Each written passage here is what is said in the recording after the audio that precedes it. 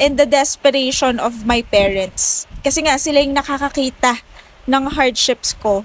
And sila rin nahihirapan bilang mga magulang or bilang mga loved ones, family members na they have me, their kid na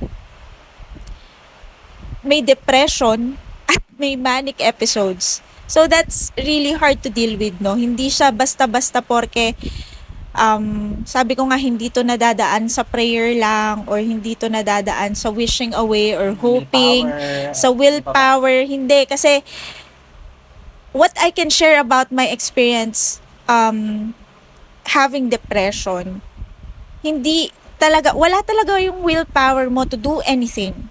Hindi siya basta katamaran lang. Hindi siya masasabi na, ay, bakit laging nakahiga yan? Bakit laging nakakulong sa kwarto yan?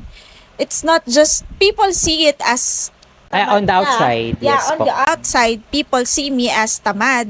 And nasabihan na ako niyan, though hindi naman ako kinonfront about it. Pero they're wondering why lagi akong nakahiga, lagi lang ako sa room.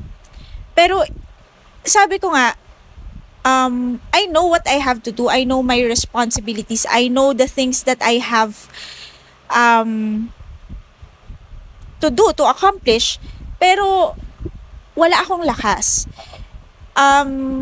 My mind can think, but my body can't move. Alam mo yun? Gusto mo. Gusto mo. Pero hindi mo magawa. So, yun nga, parang it's nice to think that people become more aware of what depressed people are going through.